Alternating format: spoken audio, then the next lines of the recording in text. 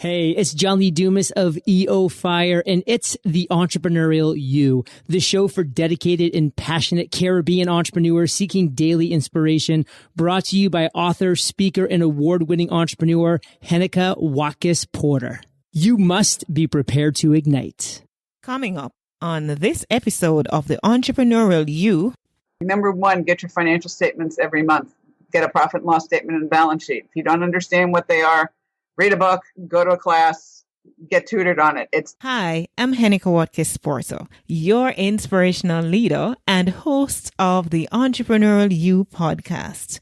Today's episode is brought to you by Bookophilia, Patois Apparel, and the Jamaica Stock Exchange. And now, let's go to today's episode. Today's guest is the Profitability Master, founder and CEO of Profitability Revolution Paradigm. She's also the president of Business Ventures Corporation. She has a passion for helping small businesses get and stay profitable. She began training on the internet in 1998 and began the first television-like broadcasting in 2002. Her number one best-selling book, The Courage to be Profitable, explains how to get and stay profitable in less than 30 minutes a month in English rather than accounting babble. She's also the author of two other award-winning books, The Ugly Truth About Small Business and The Ugly Truth About Managing People.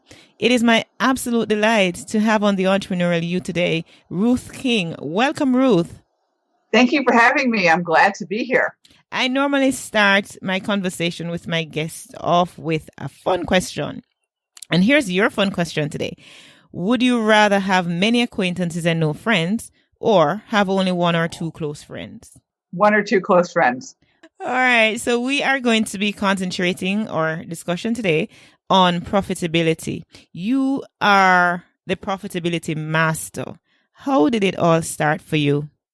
Actually started my first business, which I've always known I wanted to do since I was a kid. And so I started my first business and I'm about to do my first tax return.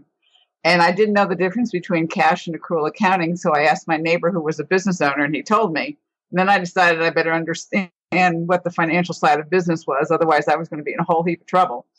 So I went back to school, got an MBA and found out what the financial side was all about. And found out that I had a knack for explaining it to small business owners and teaching them about pricing and teaching them about how to truly be profitable and the fact that a lot of people think they're profitable and they're not.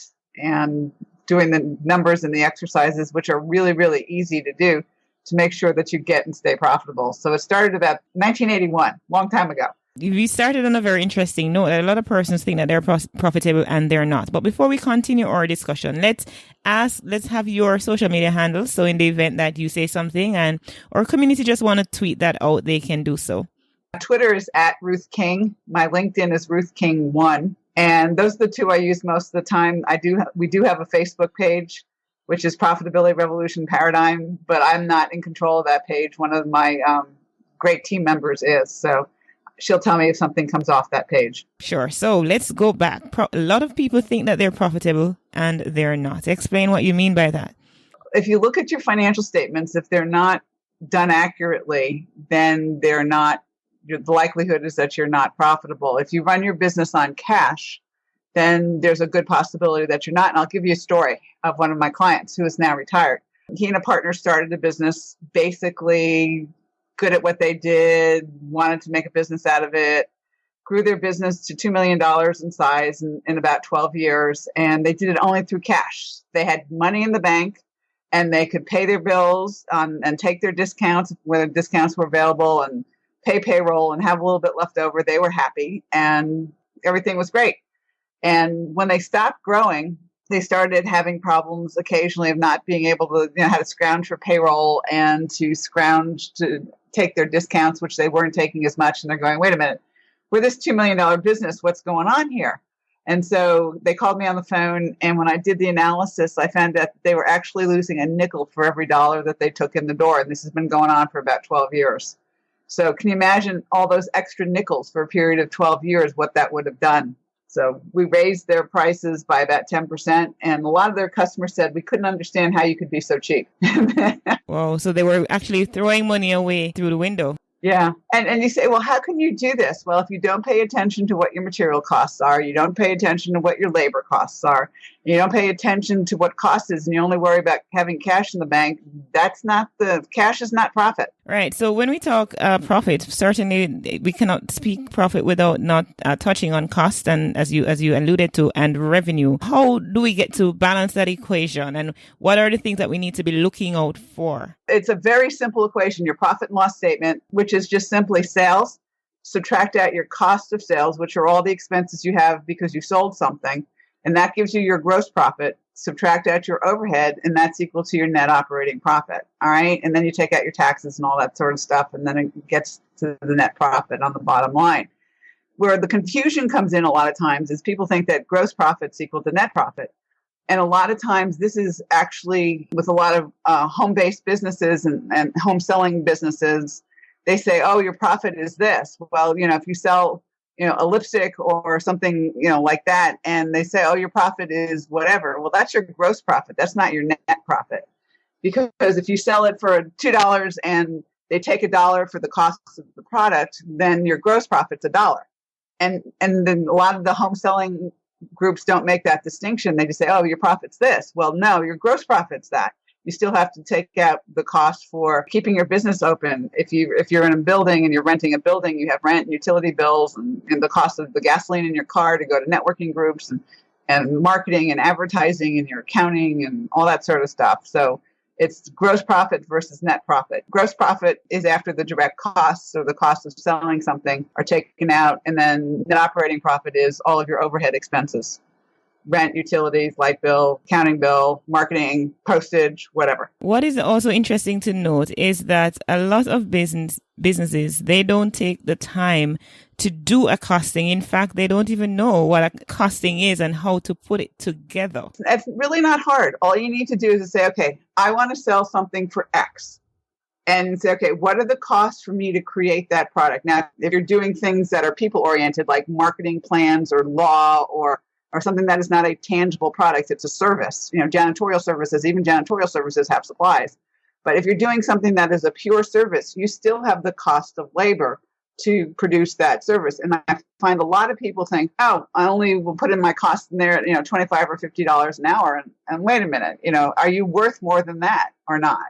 And you have to decide what you're worth and what your employees, if your employees are being paid, and how soon they can get the projects done. And you've got to take a look at what your labor actually is costing you. I'll give you a perfect example. I have a former client who is an IT guy, and he loves IT. He'd go and he'd have a problem with a client and say, okay, it's going to cost $250 to actually fix this problem.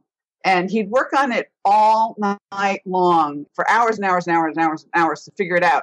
When we actually calculated what he was earning like 97 cents an hour. He was giving away his labor pretty much. Exactly right. He was giving away his labor. And he looked at me and he said, I could make more in a fast food restaurant. I said, you're right. That changed his entire perspective. How long did you spend doing, customer X's project for real, not what you charge customer X? And that's what your true cost is. What's one of the biggest cost driver in a business that you've seen based on your experience? It's labor, people. That is the biggest thing. If you can manage people well, you have a better shot at having a profitable business. And it doesn't matter whether it's product-oriented or service-oriented, because you still need people to produce the products.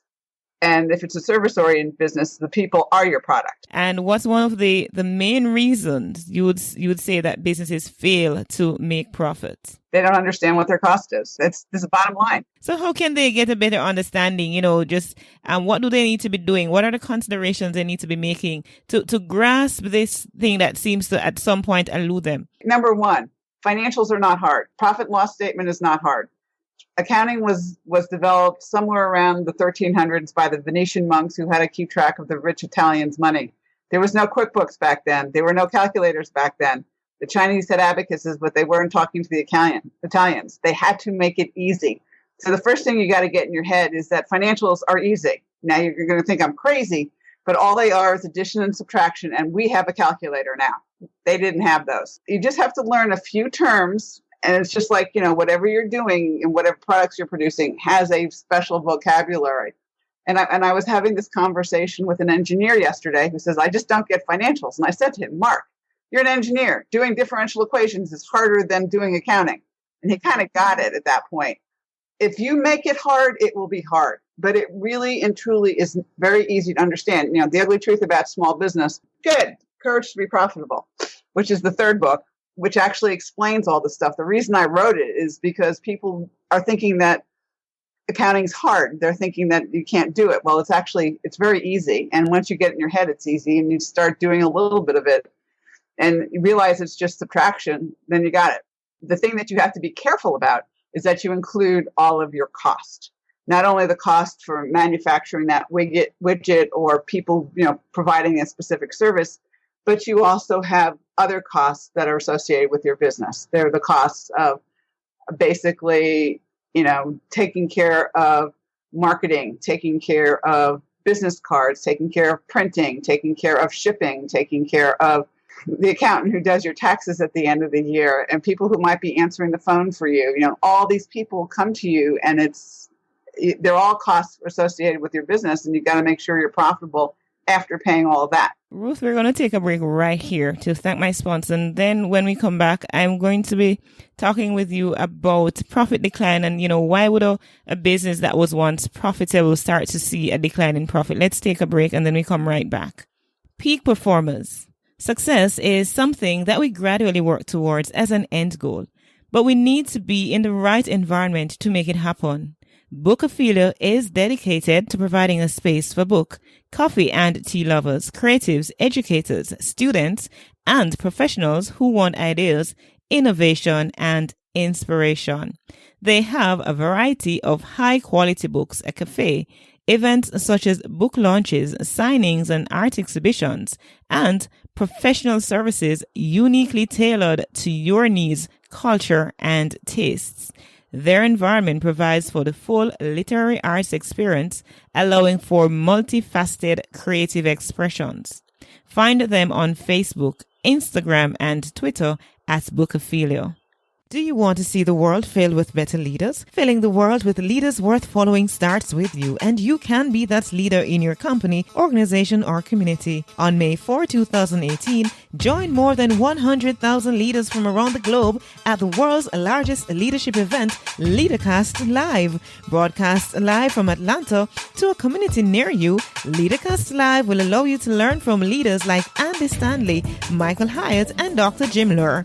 For more information on this can't miss event, visit HenekaWatkis-Porter.com and click on LeaderCast Kingston and invest in the future of your career, your organization, your community, and your world.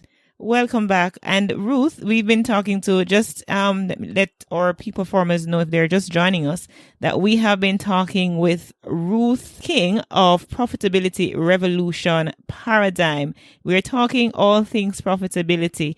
And now we want to go into businesses that are experiencing profit decline, businesses that were once profitable. What are some of the reasons that could be happening and some precautions to guard against those? One that you might not think about that often is sometimes the owners get bored and stop paying attention. You're tired, you've grown the business to a certain point, and you're looking at, okay, my cell phone's ringing.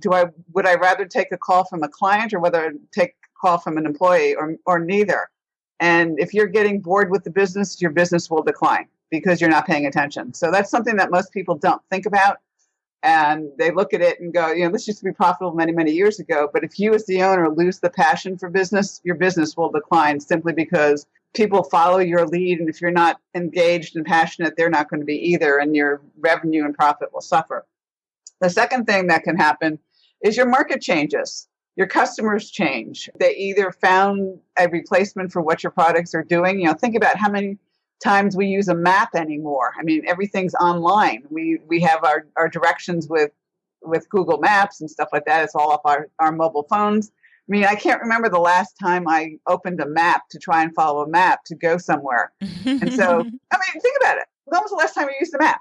We just don't. And as a result, the people who produced maps actually had to reinvent themselves. Had they not, they're going to be out of business. And think about Yellow Pages and what they did in the United States. They had to reinvent themselves because people aren't using Yellow Pages anymore, except in very small rural communities. I mean, most of the world has gone on the internet. And so the internet has changed a lot of things for people, and it will continue to change And as long as you keep abreast of the changes, then you're doing okay. A lot of times markets will change and people are looking to find something new and they're replacing what they're doing with something else. Like, cell phones now have become more and more and more, part of our daily lives. We're hooked to them. Whereas, 20 years ago, not many people had cell phones. Well, maybe 30 now, but 20 at least.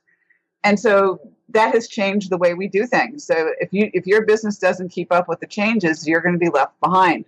Think about the guys who did the buggy whips. I mean, we're talking like 100 years or so ago, but that's still making the point there. There's a lot of people who did vacuum tubes and in radios and things like that, and they're all gone, or else they reinvented themselves. I mean, General Electric has done a really good job of reinventing itself because the light bulb is still a light bulb, but look at what they've done to the light bulb lately. So your business can fail. Either you lose passion for it, the market changes, or your cost of materials and your cost of producing the products changes and you don't change your pricing. I have read in your bio that you helped a client who started with the negative $400,000 net worth 15 years ago, and you've managed to help him. He's still in business today, being profitable with a positive net worth. Tell us about that story. Well, he didn't get to the negative $400,000 overnight, okay? Right, for sure. So, I mean, it got to the point where he absolutely had to do something, and so I ended up going in there, and we basically did bankruptcy without doing bankruptcy. We didn't file bankruptcy, but what we ended up doing was he had a good, solid business that could be solid if they paid attention to it. So what that meant was we put together a plan and went to all of his vendors and said, look, we're going to pay you back. Here's the plan. And we kept to the plan, and we did budgets and we did marketing plans. And we literally put together, this is what we're going to do every day. This is how much revenue we expect. This is how much you're getting paid every day. And all of his vendors pretty much bought in because they knew they would have gotten less out of bankruptcy court than they got out of that. It took us 2 years for him to get out of it and never stopped planning ever since. It was tough 2 years. It was stressful. I mean, obviously it was more stressful for him than it was for me, but it was pretty stressful trying to negotiate with everybody and making sure we put a plan together that actually worked, which it did. So you're actually saying that there can be a light at the end of the tunnel. It doesn't matter how dark your accounting situation, your financial situation may seem right now, because persons may be listening, who are in business and maybe struggling, and even at this point thinking that, you know what, I need to cut my losses and just run and just leave this thing, just give right up, don't bother. But you're saying there's a light at the end of the tunnel. Absolutely. I don't believe in giving up. That's not a word in my vocabulary. It never has been. So we figure out what's going on. When we started Profitability Revolution, it took us 2 years to figure out how to make it work. And, we kept trying stuff. And we finally figured out the process to make it work. And now we have the model that works and we're going for it. So it might take you 2 years. It might take you 3 years. It's really important to have people around you that understand what you're going through, not your mother, your friends, and people like that who love you a lot, but they have no clue what it's like to be in business.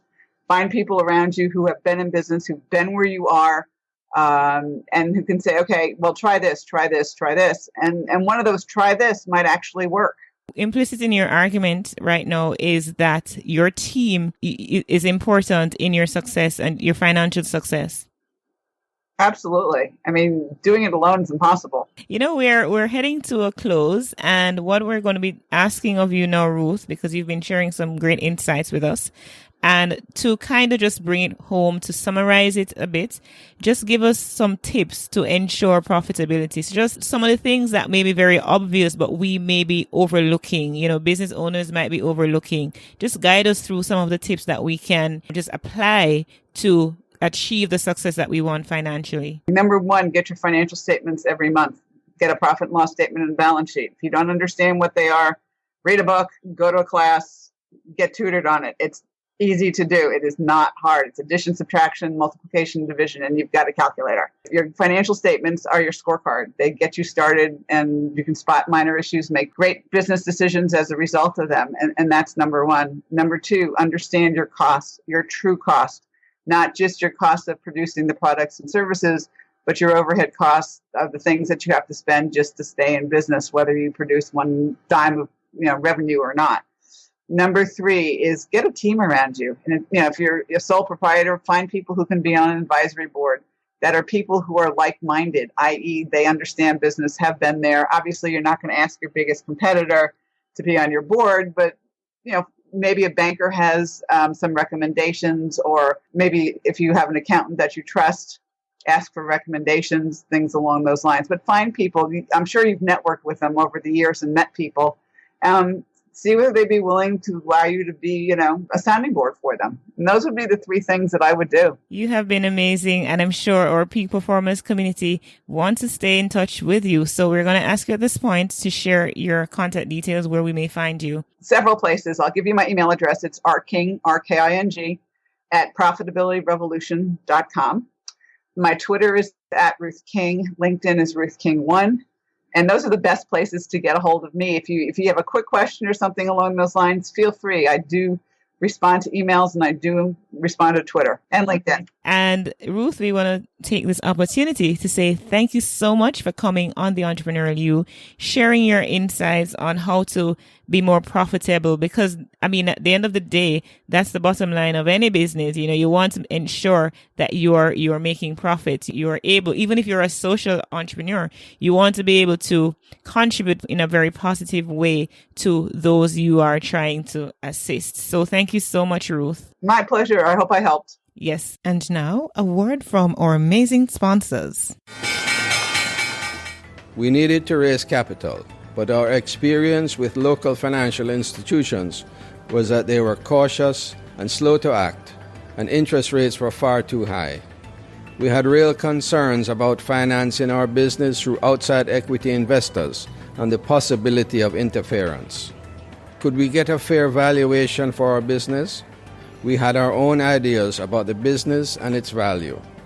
Should I go the traditional route of bank financing, or should I try the Jamaica Stock Exchange? So we made a call and experienced transformation of our business through conversations. I'm John Mahfood, CEO of Jamaican Teas, and we're listed on the Jamaica Stock Exchange. Give us a call today at 876-967-3271 to begin your transformation through conversation. We want to see your company listed on the Jamaica Stock Exchange. What do you know? We have come to the end of another great episode of the Entrepreneurial You podcast. I trust that you learned something and that something resonated with you so that you can share with others. And speaking of sharing, I'd so love for you to leave a comment on the show notes page of each episode. Well, we're talking about this one in particular. Leave a comment at the end of the page so that when you go the topic, you click down, and at the end, there is an option there for you to comment. If you're accessing through iTunes, then by all means, I'd love for you to leave a rate and review. That will keep us as a top-rated podcast. It means a lot to me for you to help me out in this way, right? I know you are listening from all over the world, and I so appreciate it, from Japan to Germany to India to Pakistan, everywhere in the Caribbean, in the United States, in Jamaica in particular. Big up my Jamaican peeps. Big up those, of course, in Ohio and all those other states that persons are listening in from, that you are listening in from. I so truly appreciate you. Now, if you want to reach out to me personally, you can actually send me an email, send it to Heneka Watkis-Porter at gmail.com. I am truly looking forward to connecting with you. If you want to send me a voicemail too, you can do that through my website. Just go to the middle at the right of the screen. There is an option for voicemail when you go to HenekaWatkis-Porter.com. I do want to hear from you. Remember, you were born to win, but to be a winner, you must plan to win, prepare to win, and expect to win. Walk good.